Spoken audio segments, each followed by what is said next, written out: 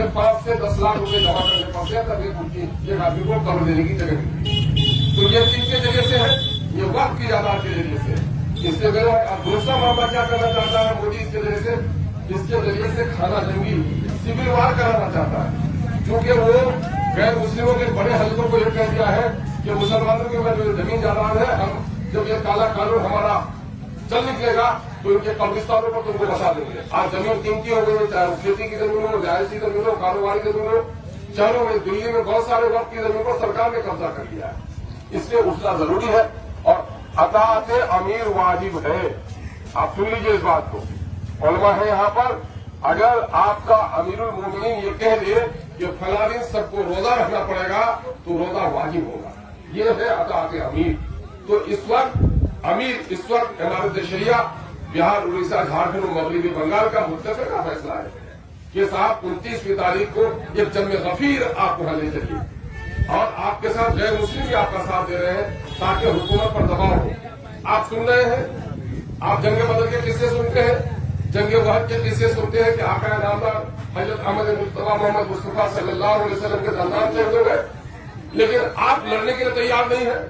जरा गैरत कीजिए कि यहीं दिल्ली में किसानों के खिलाफ कानून बना, किसी के मंदिर मस्जिद के खिलाफ नहीं बना, किसानों के खिलाफ कानून बना, तो वहां सरहद पर जाट लोगों ने, दूसरे किसानों ने आंदोलन किया। कितने दिनों तक आंदोलन किया पता है आप लोगों को? कितने दिन किया? 13 महीना आंदोलन किया। और यहाँ सुरजापुरी खुलैया बारात जाने बोलेगा 25 आदमी 150 जाने के लिए तैयार है ना? जामे मस्जिद में असर की नमाज पढ़ने के लिए तैयार नहीं है, लेकिन मैयत की नमाज पढ़ने के लिए 3000 आदमी आ जाते हैं। ये बदलना पड़ेगा कि कौन काम वाजिब है, कौन काम नवाफिल है ना? मैं नहीं कहता कि आप जनाजे में नहीं आइए, जनाजा फर्ज किफाया है। बस्ती से चंद लोग भी चले गए तो सब लोग की जिम्मेदारी साबित हो जाएगी, लेकिन फर्ज नमाज जो है वो सब पर फर्ज है। हर एक फर्ज पर बात के मतलब बेटा नहीं पढ़ सकेगा, लेकिन वो हम लोग का खाली रहता है। हम लोग समझते नहीं कि कहाँ जाना जरूरी है, कहाँ जाना जरूरी नहीं है। ये जलसे में जा रहे हैं, चिल्ले में जा रहे हैं, उससे कम सवाब नहीं मिलेगा आपको 29वीं तारीख को जाने से। इसलिए कि 29वीं तारीख का जो मामला है, 29वीं तारीख का मामला वो आपके शरीयत का मसला है।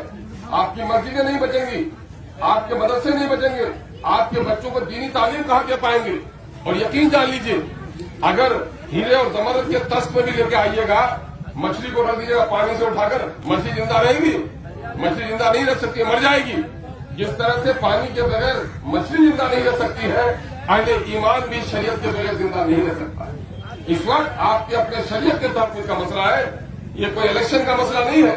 ये हर फर्द बसर की जिम्मेदारी है कि इस किस्म के जलसे को, इजलास को कामयाब कीजिए। इसलिए 29वीं तारीख को 1000-1500 रुपया खर्च होगा, आपको जाना चाहिए। बहुत सारी जगहों पर बसों का इंतजाम किया गया है। मैं आपका खाली हूँ, मेरे यहाँ रहने ठहरने की जो गुंजाइश होगी इंशाअल्लाह मैं भी वहाँ इंतजाम कर रहा हूँ। इसलिए काफी लोग, हमारे पार्टी के लोगों भी कह दिया है, ठाकुरगंज से लेकर के पूरे बिहार तक, MIM के लोग भी हर जगह से, हमारे अपने लोग भी आ रहे हैं। लेकिन पार्टी तो छोड़िए, कलमे की बुनियाद पर तो हम सब एक है। और इस मुल्क के दूसरे शहरी भी जो गैर मुस्लिम भी हैं, उस दिन एक गैर मुस्लिम MLA ने वहां पर 5 लाख रुपए देकर के मदद करने का काम किया। तो मामला यह है कि सब लोग मदद कर रहे हैं। इसलिए आप लोग वहां पर उस दिन आइए, यही दावत देने के लिए हम आए हैं।